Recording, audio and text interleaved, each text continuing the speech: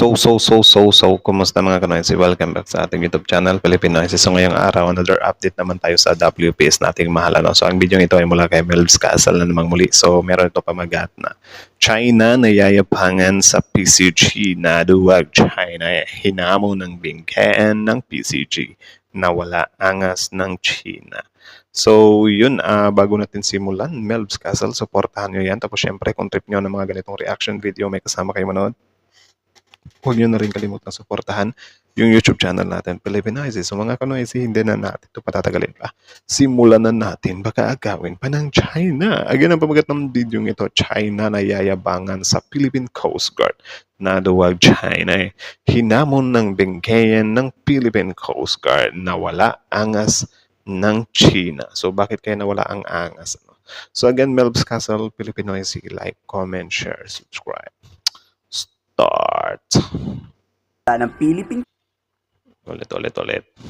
Siniga ng Philippine Coast Guard yung Chinese Coast Guard na nambubuli sa mga Pilipinong mangisda. May report kasing nakuha ang PCG na binubuli ng Chinese helicopter ang mga Pilipino.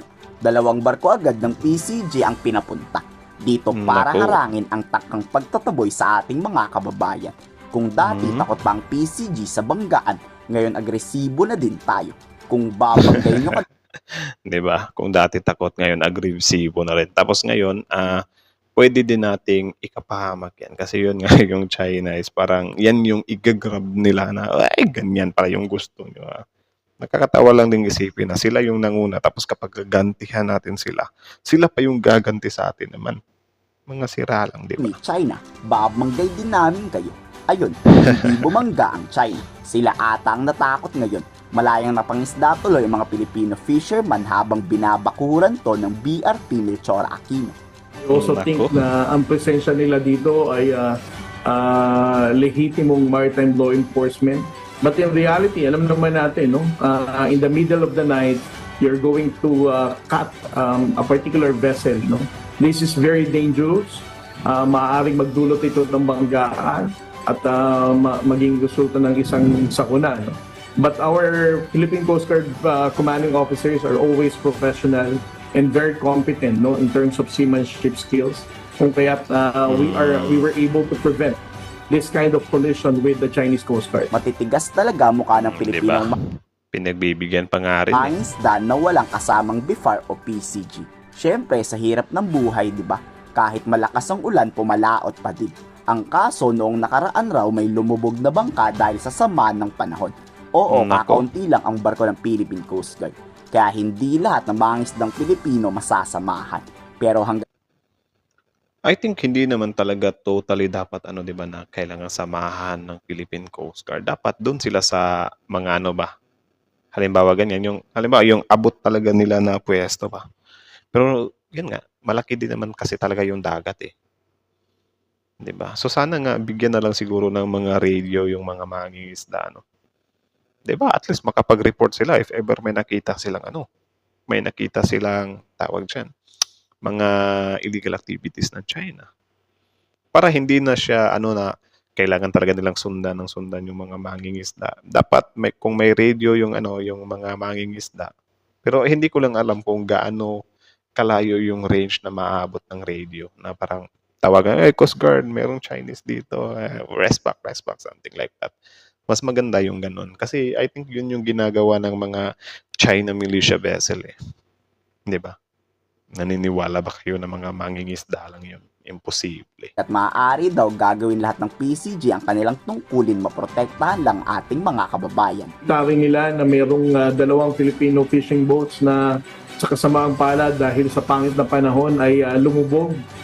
But all of the crew were rescued by other Filipino fishing boats.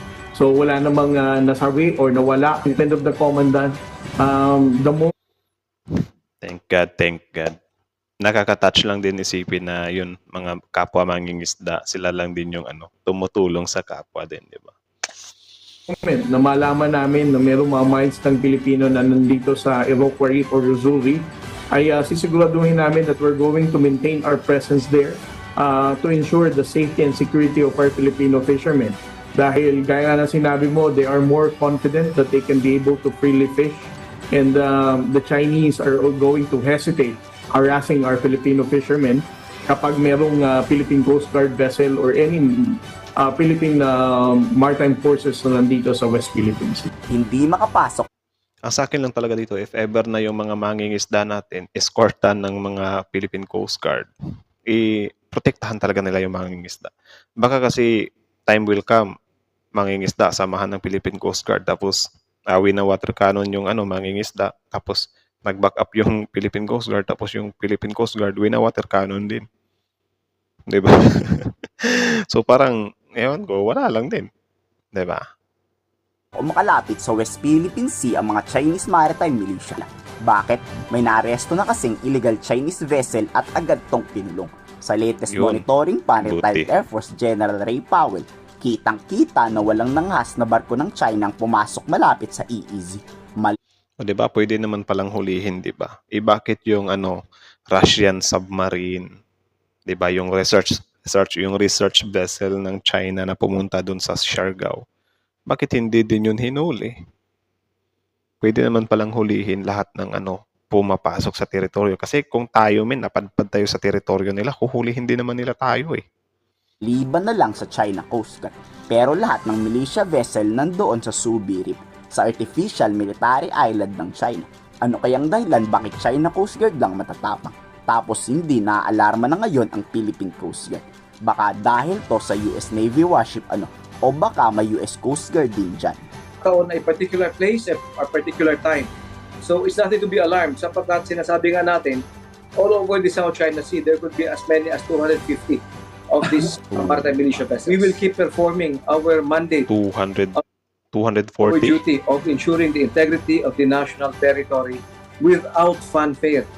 Ganyan dapat PCG at AFP. Aksyonan nyo agad at dapat hindi natin ipakitang takot tayo sa banggaan. Kayo, anong Nice. masasabi nyo sa ginawang aksyon ng Pilipinas? I-komento sa baba ang inyong salo. So, yun lang naman. So, again, ang video ito ay mula kay Malvs Castle. So, supportahan nyo yan. Original video link in the description box below. Tapos, syempre, bago nyo iwan yung channel natin, huwag nyo na rin kalimutang supportahan yung YouTube channel natin, Filipinoids. Yan. Also, Malvs Castle. So, yun. Kita nyo naman yun, men.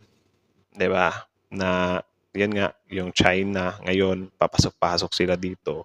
Nasampulan naman na pala. May nahuli naman na pala. Kasi yun nga, valid naman din talaga, men, na manghuli tayo, especially like that na papasok sila sa teritoryo natin. 'Di ba? Pwede naman natin silang i-hold para maipakita din natin sa ibang mga bansa, sa ibang mga susubok na, huwag kayong paloko-loko dito kasi kung papasok talaga kayo, trespassing, huhulihin talaga kayo. 'Di ba? Kaya sa akin lang doon sa yung Russian submarine tapos yung mga China research vessel, dapat talaga yun, sinasampulan yun. Hindi yun yung tipong parang kapag nakita, taboy lang. 'Di ba? Kasi imposible namang hindi nila malaman na tawag diyan, lumampas na pala sila sa boundary, 'di ba? Or napasok na pala nila yung teritoryo ng Pilipinas. 'Di ba? So yun lang naman kasi syempre mahirap na ngayon yung kumpiyansa ka. 'Di ba? Yung kumpiyansa ka lang na wala. Sabi lang naman nila na mag-review lang naman sila eh. Paano kung nag-iimbestiga na yan? 'Di ba? Hindi ba kayo nagdududa? Research of vessel pa talaga yung ilalagay dyan. Mas makakalusot pa siguro kung sasabihin lang mangingisda.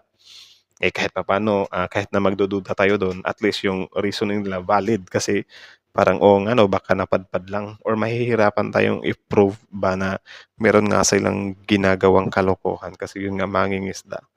Pero yung research vessel yung ipapadala, Russian submarine yung ipapadala. Ano yun? 'Di ba? Tapos nagkataon pa talaga na yung submarine na yun sa Russia, ang layo lang naman ng Russia. 'Di ba? May pa-reasoning sila na galing daw ng Malaysia. Ano yun? Parang nag-joyride lang sila doon sa ilalim. 'Di ba? So medyo nakakapanduda din talaga. Though hindi naman din natin sinasabi na meron nga silang mga gagawing masama. Pero syempre, sa panahon ngayon, 'di ba? Dapat hindi talaga tayo magkumpiyansa kasi mahirap na. Paano kung nag-iimbestiga yan sa ilalim, saan sila dadaan, 'di ba? Yung sa Russia nga, buti nga yun nakalutang. Paano kung nag-submerge yung submarine na yun? Makikita ba natin yun? 'Di ba? Paano kung yun yung gagawin din ng China? Hirap na. So, yun lang naman. Kayo na masasabi nyo dito, comment down below. Tapos yun, pag-usapan natin yan sa comment section. So again, Melvs Castle, Filipino Easy, like, comment, share, subscribe. Filipino Easy,